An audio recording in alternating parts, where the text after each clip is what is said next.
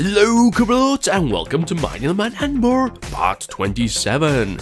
Asteroid banana module and exploring anomalies, and of course catching colds. Because that's what you do when you go into space. It's cold out there, and if you don't dress up warm, you'll catch cold, just like me. Yes, I'm suffering from a cold, as you probably can hear. Okay, here we have Debert, Kerman, and we're going to go back to our Man Anomaly lander, because we're going to try and hunt down some more anomalies. And of course, as you may have known if you watched previous episodes, I started this mission in the attempt to explore perhaps all the anomalies, but have a look at the man map, as we will do in a minute now, when we get into the lander, of course. We find ourselves that it's going to take too much Delta V to go hopping around the entire man. Yeah, I should have planned this mission a bit better, but however, we're going to go and explore one more man mission, and then we're going to return home. But before we go launching into another anomaly, let's quickly go into the comments. From Emmanuel Amit: can you make a tutorial on flying with RCS while on EVAs? I always kill my Kerbals when trying to do EVAs. Well, flying Kerbals is a bit of a mastery art, I suppose. It's dead easy to do. You use the WASD keys and you use the mouse to point the direction you want the Kerbal to go. However, the problem is it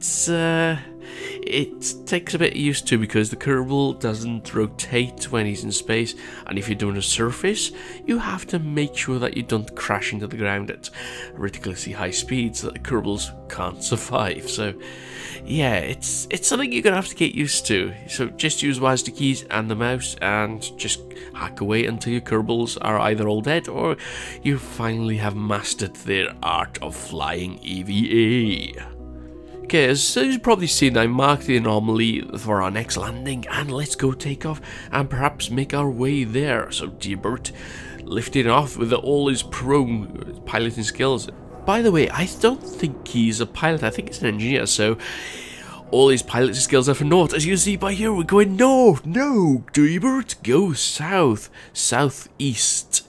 To be more precise, mostly east, less south. Okay, so let's go into our next comment while we're doing that. From Sol: how do you get the ideas for your Kerbal constructions? I think with them with my brain. Now, obviously, I put together the ideas, I just chuck things together, and if it has no function, I just make it up as I go along. There's no real trick to it. Just look at other people's designs and just work your way through it. There's not much advice I can give on that, because I don't think I'm a brilliant designer. Okay, from Mads Ramasan, sorry. It's unfair that you don't have more subs. You're surely mailing the best KSP videos on YouTube. Well, I don't think I do the best ones. I'm at least not that good at commentary, which is what I'm trying to work on.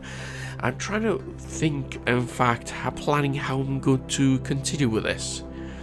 Right, we're coming in for over the anomaly now. I made sure we're on course. Now, we're coming to 20 kilometers. I want to kill my speed to under 300 meters per second.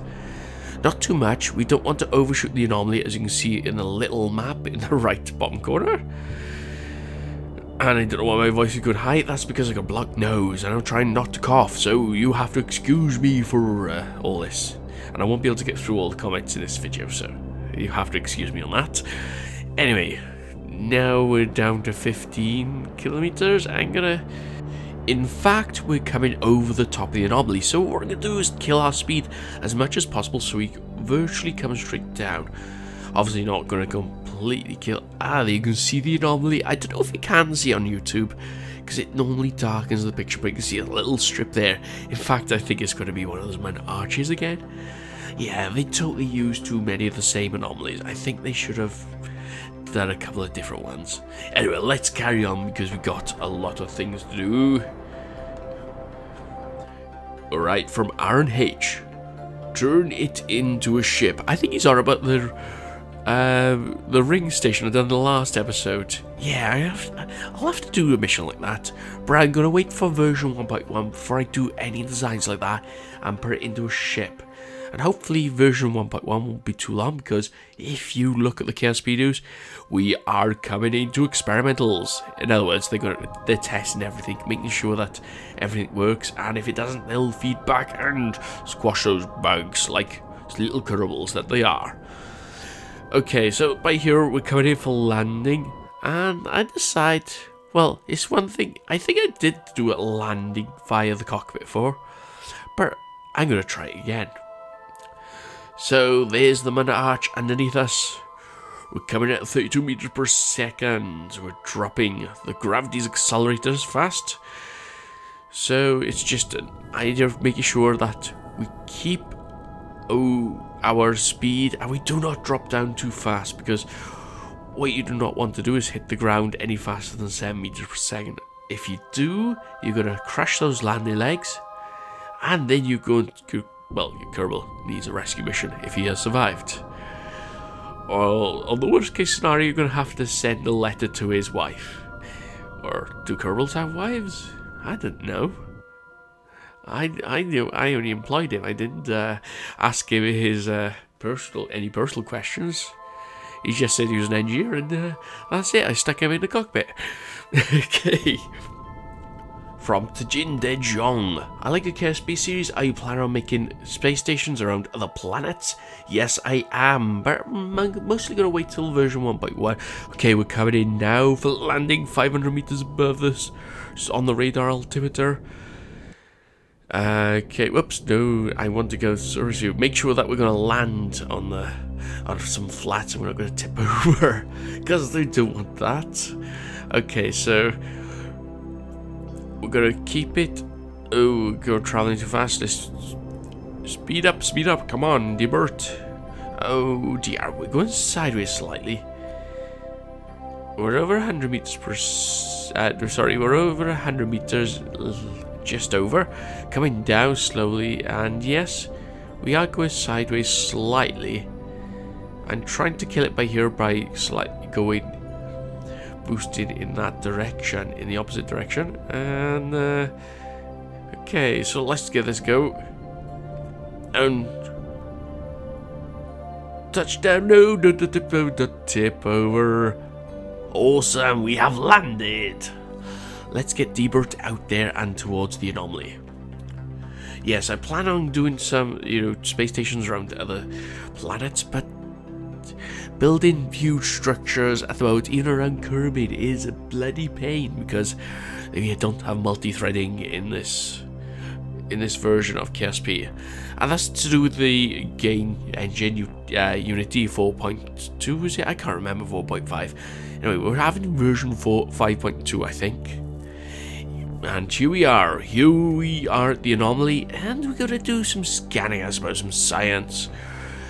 But I'll take a look at it. First off, I thought it was a bit different to the first Mud Arch, but getting closer.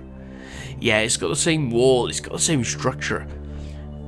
Definitely aliens have been here and built this. No way a game coder would have game coded the same structure in two places on one planet or moon. Anyway, Debert is looking around, making sure he can find any more clues on where this has come from. And he'll be there for a while, logging his information. But we've got other things to do. But first off, before we go back to Kerbal and carry on with our asteroid station, let's go quickly over to our mining base. Yes, you can see everything jerking around when I'm moving the camera around. That's because the frame rate is so low. And that's why I haven't been at the mining base. Yeah, we've got 2 engineers here and a pilot and a scientist, I think. Yeah, I was planning on doing little things, building little probes, impactors that we can launch. But we are also mining, and at a very slow rate. But perhaps with all the launches to the asteroid base with all the modules, perhaps the mining of the ore can happen in the background, and when we come back here, everything will be full. But this is the piece de resistance. This was in the title of the video. Can you guess where it is? I don't know. But while you're guessing, let's go to some more comments. because we got quite a few. Andrew Sell, great video. My girlfriend gets mad at me when I go fanboy. Fanboy me? What? Because you read my comments, lol. Regardless, it's awesome you read people's comments from the viewers, because it really shows that you're listening to our ideas and in a way letting us viewers help you make the series even better. Yes, that's one of the things I love about YouTube. I didn't do it very often, but when I did, I felt awesome that I was helping YouTubers decide things in the series, what we're going to do next and such.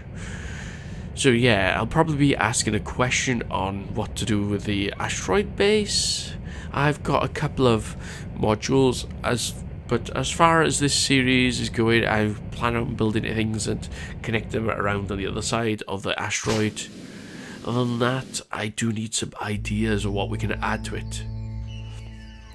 And here is the banana module. All the minions will be proud of that. Okay, so while we get into orbit, and yes, I'm getting better at the inclination thing. Almost 1.8. It's not too bad actually. If I was slightly better, yes, I say I'm an average player. I'm not a brilliant player. I'm an average player. But if I was able to launch in if I was able to launch at this inclination, and perhaps I could, rather than correct that inclination, I could launch toward or get into the high enough orbit to rendezvous without having to change my inclination during launch or anything. So yeah, that's one thing I could improve upon. So yeah, thank you Andrew Sal for your awesome comment. From Starfleet 2360, you should name the ring station K1. I was trying to find out, I did a Google search to find the significance of that, if it had just like, but it let me know if it was something out there, perhaps from another genre, or don't know what I was on about. It's oh yeah, by here I overburned. If you do overburn, point prograde and use your RCS fuel to get the proper, to get your close intercept points. Yes, RCS fuel, using that because I've got plenty on it, it's not so bad. Always carry plenty of RCS.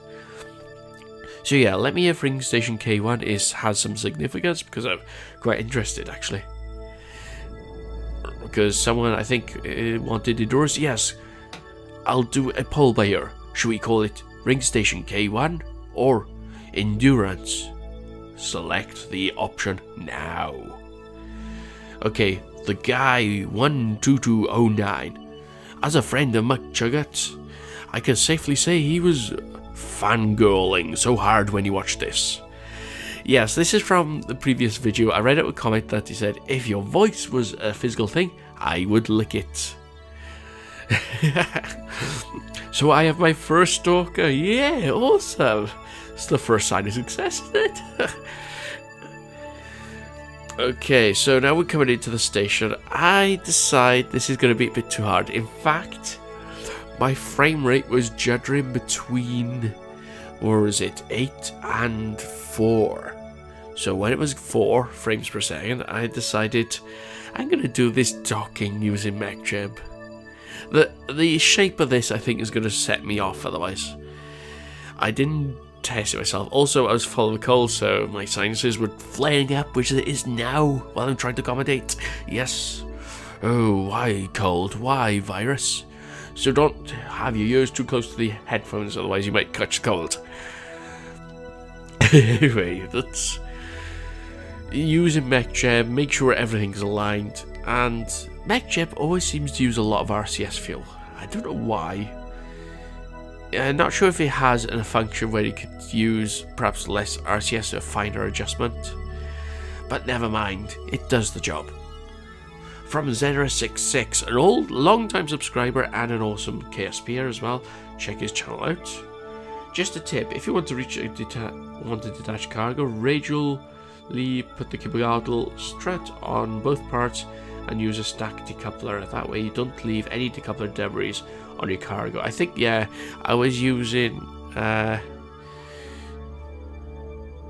decouplers, radial decouplers, and I was leaving it on the ring station, which I had to get the Kerbals, and I had to go in and use HyperEdit to delete because otherwise the frame rate was absolutely abysmal around that station, and that's why I haven't turned it into a ship. Otherwise, trying to maneuver it and get it to places is bloody, painful at best. Yeah, so thank you for that. And he also goes on to say, but either way, that was a nice ring mini station. I plan on building a large one, and that's why there was a large docking port on it. Okay, so the banana module is attached to that. In fact, it reminds me of some sewage piping or something. Yeah, it does look mad. Anyway, let's get rid of this probe, deorbit it, and then we could go to the next launch, because although I got a cold, I decided to get a couple of modules up there. And also, we launch a couple of problems as well. Okay, this is a small module, so we're using a small launcher. So while we're doing this, let's go to David Mason. Nice video. You could use MechChip to get 0 degrees attachment. Also, you could link me to the HyperEdit form? Yeah, you've done the hyperlink, HyperEdit link. Yeah, awesome tool, HyperEdit. But let's get back to using MechChip. I wanted the challenge. The idea of doing it manually was getting the ring station perfect, which, wait a minute, I think at this point, yes, I do remember this, we ran out of power. And that flash in the video next, I reloaded the game the next day because I gave up at that point. And I had a bit of power. I was able to disable... No, this is it. This is the point, sorry. I was getting ahead of myself. We've got no power, and I can't disable reaction wheel, which is sucking all the power from this. I've got no batteries on this. Anyway, once I reload the game the next day, I have a bit of power, enough time to disable the torque on the reaction wheel so we do not waste power. What you doing to me, KSP? You're causing me to have an aneurysm. Yes, that was a bloody pain, and not being able to disable the reaction wheel, even though the RCS was functioning. Bloody hell, fix your game, Jeb. And obviously Jeb's not working on this game, so it doesn't matter. Anyway, let's go into another comment, because coming in for docking, I'm going to use MechChip again, yes. Okay, from Shaw Miller. I have a question. If you don't mind answering, how do you launch in an inclination like you do? Because I wait for the perfect time, but it never works. In fact, it doesn't always work for me. And what you do, say your orbit you get into is at an inclination, wait till your spacecraft is directly under it, then launch. And try to launch at that same angle. So take a note of that angle you're launching at. Don't forget north and south on the North Pole, like we are here, is reversed. So yeah, first make note of what angle your orbit is you're trying to get to. Perhaps go to that ship and then back to your launch vehicle. Then launch at that angle and try to correct while you're trying to get into orbit itself. If you get as close as possible, you don't have to do much of an inclination change. Even I have to do an inclination change. Yes, and I done a 360 by here, and why not? But there's a problem with this. I'm using time accelerate to kill the rotation of the rocket because we don't have RCS tanks on it. No control wheel either. Oh my god, what are you doing? So yeah, if you try to use the main engine, thrust away, that is a pain. Let's get to another comment, because we're going to get Kerbal out to try to fix that problem. Okay, from Sean Miller again, yes. Oh, I hear my name at 8:20. Awesome. Manuel Bravo, one of the best KSP YouTubers. I wish. I suppose I'm not too bad. I'd say I'm average. I'm not awesome at giving details or stuff like that. I do tutorials and I find it hard to do them, so I have to plan them out. Yes, Sean Kerman, our awesome engineer. on our asteroid base is going to go to the outer reaches, to that untitled spacecraft, which I keep on forgetting to name because I can't be bothered at the moment. Yeah, I'm not good at awesome names. But let's go back to a comment while he's on his way.